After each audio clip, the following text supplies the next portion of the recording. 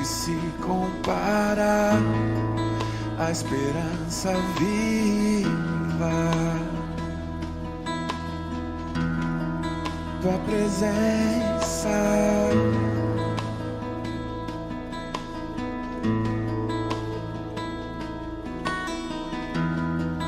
eu provei e vi o mais doce amor que liberta o meu ser e a vergonha desfaz. Tua presença, Deus. Santo Espírito, és bem-vindo aqui. Vem inundar, encher este lugar. É o desejo do meu coração sermos inundados por tua glória, Senhor.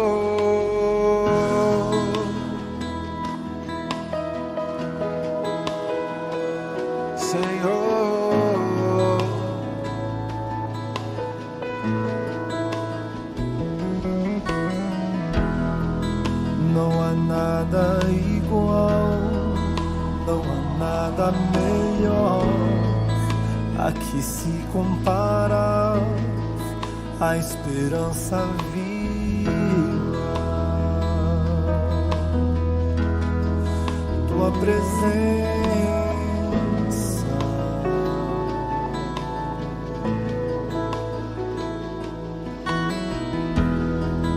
eu provei e vi o mais doce amor que liberta o meu ser e a vergonha desfaz.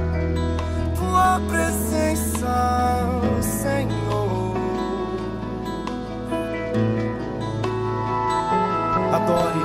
Santo Espírito, és bem-vindo aqui. Vem inundar, encher este lugar. É o desejo do meu coração sermos inundados por tua glória, Senhor.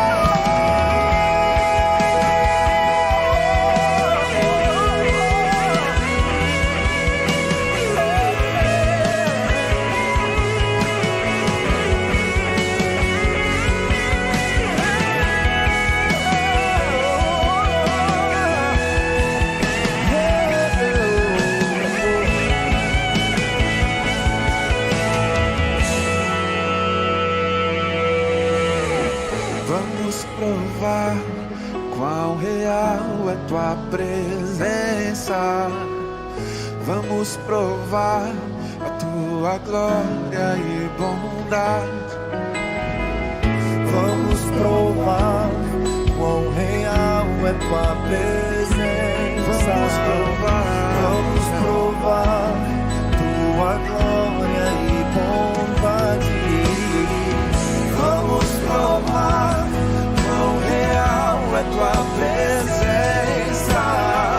Vamos provar tua glória e bondade.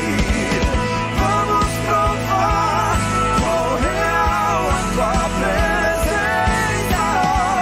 Vamos provar a tua glória.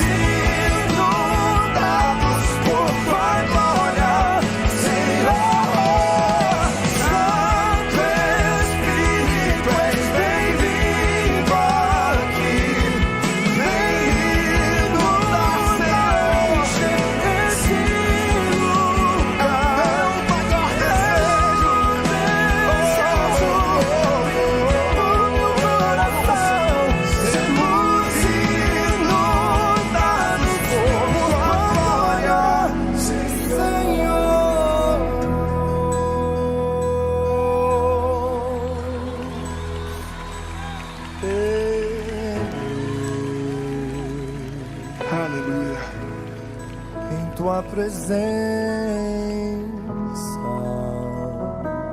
tua doce presença, Senhor, tua presença,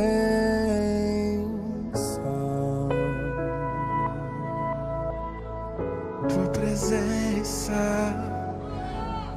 Bendito seja o nome do Senhor. Graça e paz do Senhor Jesus Cristo sejam contigo, com a tua família, com a tua igreja, com a nossa amada igreja, a Igreja Presbiteriana Central de Bom Sucesso. É muito bom estarmos reunidos novamente e termos a oportunidade de estudarmos a Palavra de Deus. A nossa oração é que o Espírito Santo de Deus ilumine a nossa mente, ilumine o nosso coração, nos preencha da sua presença, nos ensinando o que Ele quer através deste texto, despertando a igreja do Senhor, especialmente cada um de nós, para uma intimidade maior com o Pai e a certeza daquilo que lhe agrada e daquilo que não lhe agrada. Eu quero te convidar a abrir a palavra do Senhor no texto do profeta Isaías, no capítulo 24, os versos de 1 a 13, para a nossa meditação. Você vai perceber que é um texto bem diferente, é um texto que inaugura um novo momento aqui dentro do livro do profeta Isaías. Esse texto também é conhecido como o Apocalipse de Isaías, não somente o capítulo 24, mas também o 25 e o 26, mas vamos nos ater nesse momento nos 13 primeiros versículos do capítulo 24. Eis que o Senhor vai devastar e desolar a terra, vai transtornar a sua superfície, ele dispersar os moradores. O que suceder ao povo, sucederá ao sacerdote, ao servo como ao seu senhor, à serva como à sua dona, ao comprador como ao vendedor, ao que empresta como ao que toma emprestado, ao credor como ao devedor. A terra será de todo devastada e totalmente saqueada, porque o Senhor é quem proferiu esta palavra. A terra pranteia e se murcha, o mundo enfraquece e se murcha, enlanguecem os mais altos do povo da terra. Na verdade, a terra está contaminada por causa dos seus moradores, porquanto transgridem as leis, violam os estatutos e quebram a aliança eterna. Por isso a maldição consome a terra e os que habitam nela se tornam culpados. Por isso serão queimados os moradores da terra e poucos homens restarão. Pranteia o vinho, enlanguece a vide e gemem todos os que estavam de coração alegre. Cessou o folguedo dos tamborins, acabou o ruído dos que exultam e descansou a alegria da harpa. Já não se bebe vinho entre canções, a bebida forte é amarga para os que a bebem. Demolida está a cidade caótica, todas as casas estão fechadas, ninguém já pode entrar. Gritam por vinho nas ruas, fez-se noite para toda a alegria. Foi banido da terra o prazer. Na cidade reina a desolação e a porta está reduzida a ruínas. Porque será na terra, no meio destes povos, como o varejar da oliveira e como o rebuscar quando está acabada a vindima. Palavra do Senhor nosso Deus, através do seu profeta, o profeta Isaías. Meus irmãos, quando nós estamos diante de uma profecia, muitas vezes é difícil a gente entender se a profecia é para aquele momento, para um momento próximo ou para um momento ainda vindouro.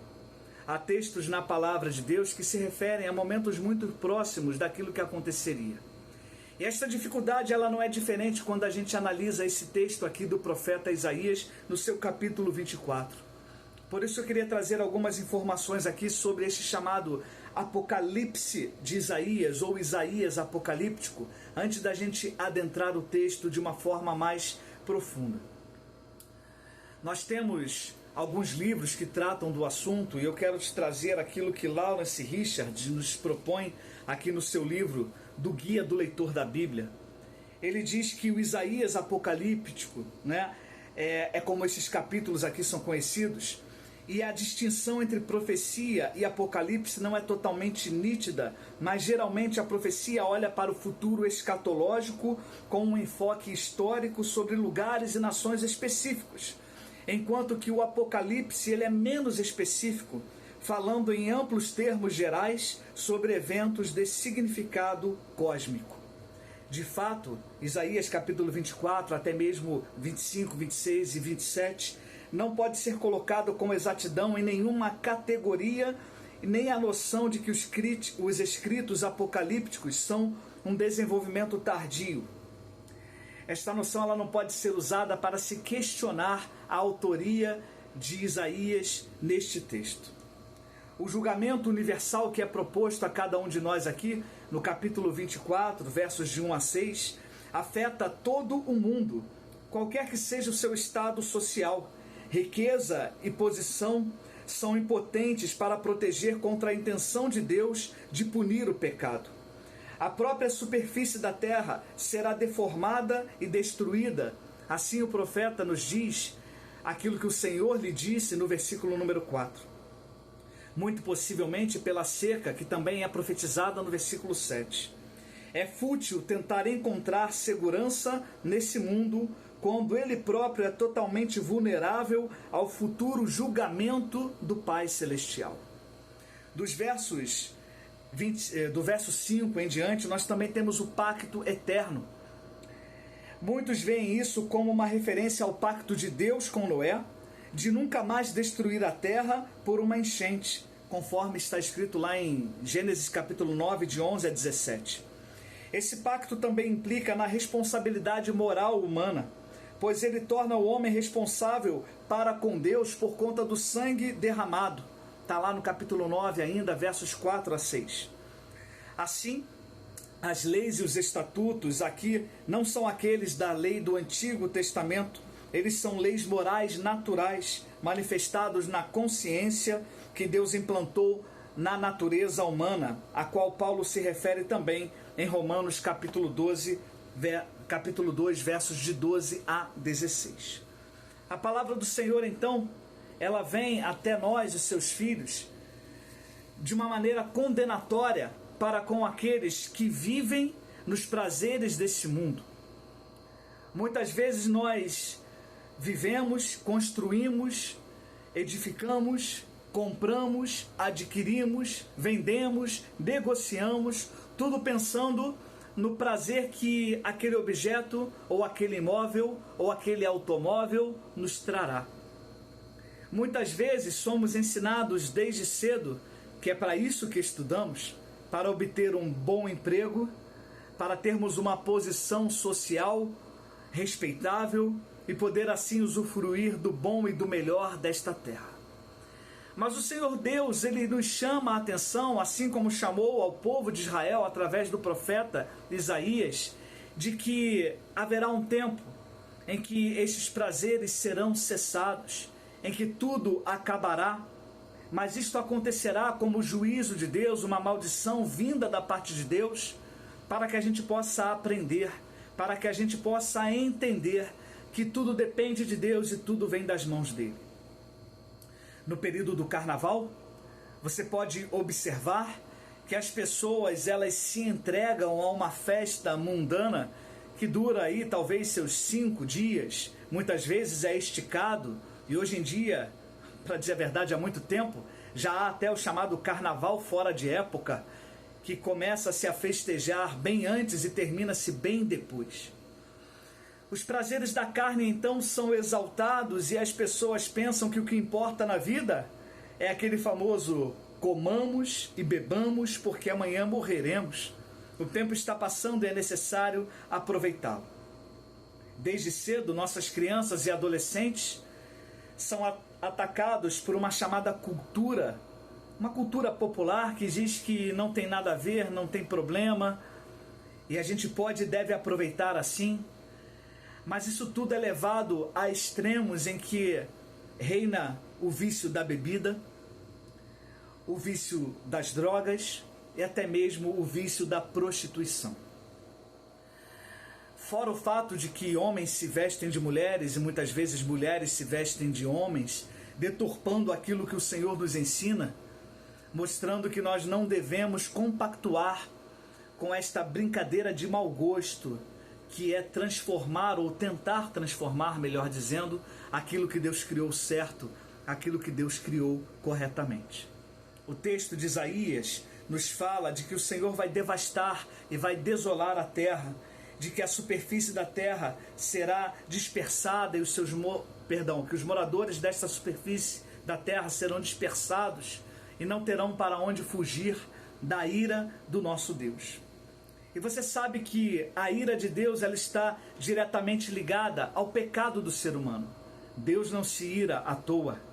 Deus se ira quando nós colocamos algo no lugar onde somente Ele deveria estar. Nosso Deus ele requer exclusividade e ninguém e nada pode estar no lugar dele, nem nós mesmos, nem uma festa mundana, nem um período de prazer. O Senhor nos chama a esta responsabilidade e fala daquilo que Ele é capaz de fazer quando nós nos afastamos dele. Aquilo que suceder ao sacerdote também acontecerá a todo o povo. Aquilo que suceder ao Senhor também acontecerá ao seu próprio servo.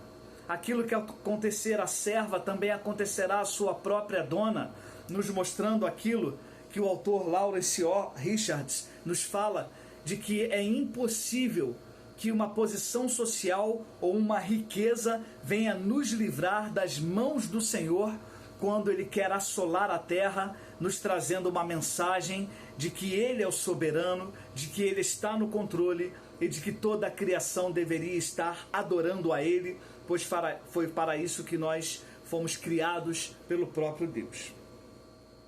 A terra de todos será devastada e será saqueada, porque é o Senhor quem proferiu esta palavra. Esta não é a palavra de uma teologia do sofrimento, não é uma palavra humana, não é a vontade de um líder espiritual, não é o querer causar medo para que as pessoas não saiam por aí nas festas do mundo. Esta é uma palavra de Deus atemporal. Em que sentido?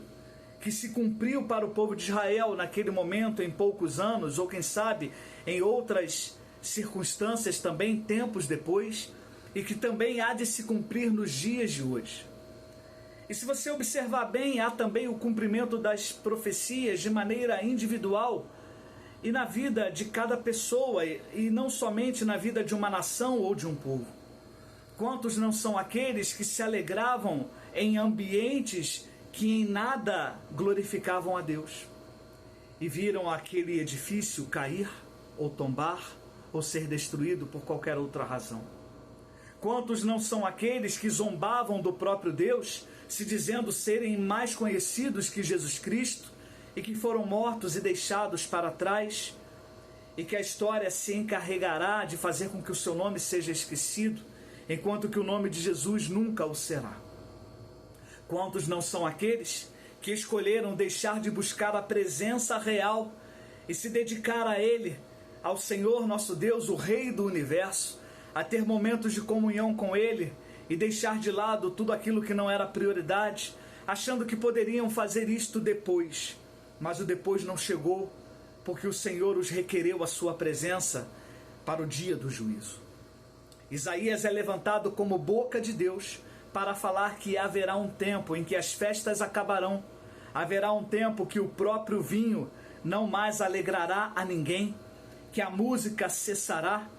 E é isso que a gente vê aqui, quando toda a terra sofrerá por conta do pecado do ser humano. O verso 4 em diante nos diz: a terra pranteia e se murcha, o mundo enfraquece e se murcha, e os mais altos dos povos da terra também caem e não conseguem manter a sua posição por conta do poder de Deus e da ira de Deus e do juízo de Deus que sobrevém à terra. Na verdade, diz o verso número 5, a terra está contaminada por causa dos seus moradores.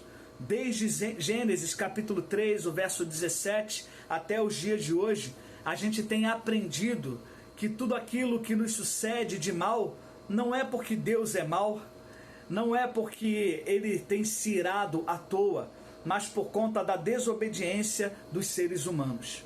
Você e eu temos a oportunidade e precisamos buscá-la com veemência, precisamos buscá-la o tempo todo, a oportunidade de voltarmos a ter uma comunhão plena com Deus, conforme Adão e Eva tinham no jardim do Éden, antes da queda, antes daquele momento em que eles escolheram obedecer a si mesmos e tentaram ser donos de si mesmos, achando que não morreriam, mas a morte os alcançou, como alcançou a toda a humanidade, porque o pacto que Deus tinha feito com eles foi quebrado. Os grandes risos normalmente terminam em suspiros. Assim comenta Matthew Henry acerca deste texto do capítulo 24 de Isaías. Aqueles que fazem do mundo a sua principal alegria poderão nunca mais se alegrar. Quando Deus envia os seus juízos à terra, ele pretende com isto trazer a seriedade àqueles que estavam completamente devotos dos seus prazeres. Converta-se o vosso riso em pranto, é o que Tiago nos diz no capítulo 4, no verso número 9, nos mostrando que muitas vezes a festa precisa acabar para que a gente se lembre quem é que está no comando. Quando a terra é esvaziada e cessa o ruído daqueles que estavam se alegrando nela. A alegria carnal é algo ruidoso, mas este ruído lhe logo cessa e o seu fim é a aflição. É nesse contexto que Isaías vai profetizar que são duas as coisas usadas para incitar e para expressar uma alegria que é vã. E a multidão dos jovens, muitas vezes, está enganada por estas duas coisas, que são a bebida e a própria música. E não é à toa que até os dias de hoje, isto permanece ligado às festas de quaisquer tipo, mas principalmente às festas pagãs, às festas que desagradam ao nosso Deus. Eu queria te trazer um alerta a você que tem se envolvido cada vez mais com a bebida e com certos tipos de música que nada trazem de bom. O Senhor tem te dado uma nova chance. Não se aproxime da bebida para que você não se torne um alcoólatra. Não se dedique a experimentar tudo quanto é tipo de bebida, para que esta bebida não venha a te dominar e você seja escravo então dela. Para que a sua família não seja destruída, para que a sua profissão não seja perdida, para que os seus estudos não sejam abandonados. E por que não falar da música, que durante tantos e tantos anos vem acompanhando os seres humanos, séculos após séculos, nação após nação, cultura após cultura. A música ela é uma bênção, é uma dádiva de Deus para conosco, porém precisamos nos lembrar que muitas vezes ela é mal utilizada. Muitas vezes os ritmos estimulam a sensualidade, muitas vezes as vãs repetições de determinadas frases soam aos nossos ouvidos como uma lavagem cerebral e tem tornado os jovens escravos dos prazeres desta terra. As músicas dos carnavais, então, elas se perpetuam ano após ano, década após década, e faz com que as pessoas pensem que é normal uma vida promíscua, uma vida de duplo sentido, uma vida durante 4 ou 5 dias, ou quem sabe 10 ou 15 dias, que nada tem a ver com a verdadeira realidade, porque foi só naquele período. Mas as experiências que as pessoas passam nestes dias tornam estas pessoas marcadas pelo resto de suas vidas. Mas o Senhor nos chama a uma reflexão de que é tempo da gente ouvir a sua voz e estarmos alerta para uma mudança de vida que nos é proposta. Nós temos tido a oportunidade de olhar para o Senhor nosso Deus e saber que tanto Isaías quanto outros profetas que Deus coloca na nossa vida, certamente são enviados não somente para predizer eventos particulares, mas também para formar as nossas mentes na virtude e na piedade, com a finalidade de que estejamos sempre com Cristo e assim usufruindo da verdadeira alegria desta vida. A continuação do texto que o profeta nos traz aqui no capítulo 24 vai nos mostrar que até mesmo o folguedo dos tamborins cessará. O ruído daqueles que exultam e brincam o carnaval e toda e qualquer outra festa acabará um dia. E até mesmo a alegria da harpa será descontinuada, porque o Senhor não tem se alegrado daquilo que não o exalta. Se você tem dúvidas sobre expressões culturais do teu país, da tua cidade em específico, faça-se esta pergunta: este tipo de comportamento destas pessoas agrada a Deus? Eu consigo enxergar Jesus participando desta festa? Eu consigo cantar esta música sabendo que o Espírito Santo de Deus habita em mim sem ofendê-lo? Quando a gente observa que o Senhor nos chama a uma vida pura e a uma vida santa, precisamos ter em mente que um dia os tamborins vão cessar de tocar. Um dia as baterias das escolas de samba também não mais emitirão nenhum som, nenhuma batida, nenhum ritmo, porque o Senhor irá nos chamar à sua presença para que possamos falar a Ele o que fizemos com as nossas mãos, o que pensamos com a nossa mente, o que olhamos com os nossos olhos, o que admiramos, o que desejamos, o que cobiçamos. O Senhor nos deu os 5 sentidos para que nós possamos absorver deste mundo tudo aquilo que é bom. Porém, este mundo jaz no maligno. É por isso que sem o filtro do Espírito Santo não podemos ter uma verdadeira vida, uma plena aliança com Deus naquilo que realmente é bom. O Espírito Santo se faz presente em nossas vidas, na vida de todo aquele que já recebeu o Filho de Deus, o Senhor Jesus, como Salvador. E o Espírito Santo então nos chama à sua presença e nos alerta de que toda festa terá fim um dia. E a pergunta é: o que acontecerá?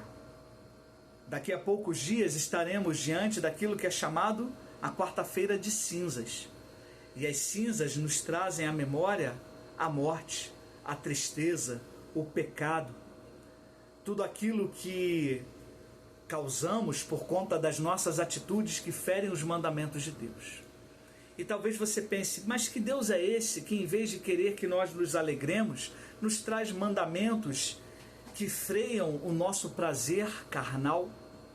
Na verdade, este Deus é o Deus que nos traz mandamentos que nos afastam da morte, para que a nossa alegria seja plena e eterna nele. É o Senhor que tem a capacidade de transformar aquilo que é somente uma festa passageira e que termina em cinza, em tristeza, numa festa eterna e gloriosa na sua presença. É o Senhor que é capaz de transformar o nosso lamento e o nosso choro num baile de plena alegria e convicção da presença do Pai, na certeza de que aquilo que faremos com Ele o agrada e exalta o seu nome, e podemos assim tributar a Ele toda a honra, toda a glória e todo o louvor. Não se deixe enganar e não troque a alegria de uma vida plena na presença de Deus por alguns dias de prazer carnal. Lembre-se que os tamborins vão cessar, as harpas vão parar de tocar, a música vai terminar quando Deus nos chamar à sua presença e exercer o seu juízo, conforme fez com o povo de Israel. Mas há esperança para cada um de nós. Há esperança para este povo que está perdido, brincando com Deus, achando que não tem problema e que não há mal nenhum. O último versículo do texto que nós lemos fala sobre isso. Fala sobre o saculejar da oliveira, de uma árvore frutífera, em que abaixo não há nada de bom, mas de repente se acha ainda algumas azeitonas nela. Há um remanescente fiel que Deus chama para viver com Ele. E esse remanescente é o Israel de Deus, que foi escolhido por Deus e salvo por Jesus, para que não sejamos mais condenados à morte, conforme éramos no passado antes do encontro verdadeiro com Jesus. Não há nada que se compare à presença de Deus. Não há nada que possa ser comparado à alegria que temos em viver com Deus e sentirmos o seu Espírito dentro de nós. E talvez você não consiga compreender isso e nem concordar com isso, porque o teu tempo ainda não chegou. Mas o ano aceitável do Senhor é pregado a todas as criaturas, e eu creio que a salvação do Senhor está disponível a todos aqueles que estão ouvindo esta mensagem no dia de hoje. A semente do Evangelho, ela é plantada pelo próprio Senhor Jesus, que fala que nós podemos e devemos nos aproximar dele e fazer uma troca com ele. É entregar toda aquela sensação de culpa, de peso, é entregar a ele toda aquela frustração por mais uma festa que se encerra e que voltamos a ter que trabalhar, voltamos a ter que nos preocupar, voltamos a ter atividades que não gostaríamos de estar encarando muitas vezes. Mas o Senhor nos chama à realidade de que com ele nós poderemos lançar sobre ele o nosso peso e tudo aquilo que está nos atrapalhando viver, e tomar do Senhor aquilo que ele tem para nós, o seu jugo suave. Lançar sobre ele toda a preocupação e toda a ansiedade, tendo a certeza de que ele cuida de nós e não nos abandonará. A verdadeira festa é a presença de Deus em nossa vida. A verdadeira alegria é saber que Jesus nos salvou quando nós ainda éramos pecadores e vivíamos desagradando a ele neste mundo, em festas mundanas, quem sabe, nos entretendo com bebidas e outros vícios que nos afastam de Deus. O tempo em que vivemos, a terra que há de ser devastada e desolada, é o próprio prazer humano, é o próprio entretenimento humano. Você sabe, e eu também sei, e nós somos chamados a refletir de que não há nada que nos atrapalha mais nos dias de hoje de buscar a presença de Deus do que o entretenimento. Há muitas séries, há muitas músicas, há muitos passeios a se fazer, há muita diversidade naquilo que a gente pode aproveitar neste mundo, e isto faz com que a gente se envolva com coisas que às vezes nem são pecaminosas, mas que tomam o primeiro lugar que deveria ser de Deus na nossa vida e, portanto, se tornam pecado. Se todos esses males vêm sobre a terra, e se Deus então profere a sua maldição, fruto da sua ira sobre nós, não é à toa. É porque o abandonamos, é porque quisemos fazer do nosso jeito, é porque não o respeitamos e não temos mais temor a ele. Mas a boa nova da salvação é que Jesus nos aceita como nós somos nesse momento, nos chama ao arrependimento e diz que se nós crermos nele e o aceitarmos como nosso Salvador, desta forma então ele provará que já nos aceitou muito antes disso, antes da fundação do mundo, quando nos escolheu para sermos filhos e filhas dele. Que Deus te abençoe e te fortaleça. Que o Senhor ilumine a tua mente para que você tome a decisão certa, que é a decisão por Jesus. Que você abandone tudo aquilo que não vem de Deus. Que você entenda que as festas deste mundo e os prazeres deste mundo, deste tempo, não se comparam com aquilo que o Senhor tem preparado para nós, aquilo que nenhum olho viu, que nenhum ouvido ouviu, aquilo que somente Deus sabe como será e que nós saberemos um dia porque Ele tem prometido a nós. Fique na paz do Senhor Jesus e que Ele te fortaleça. Rejeite o diabo e ele fugirá de você. Diga não às festas mundanas e ele te abençoará e te dará vida em abundância nesta terra e vida eterna com ele. Tu mudaste meu lamento em baile, deste um novo canto no meu coração.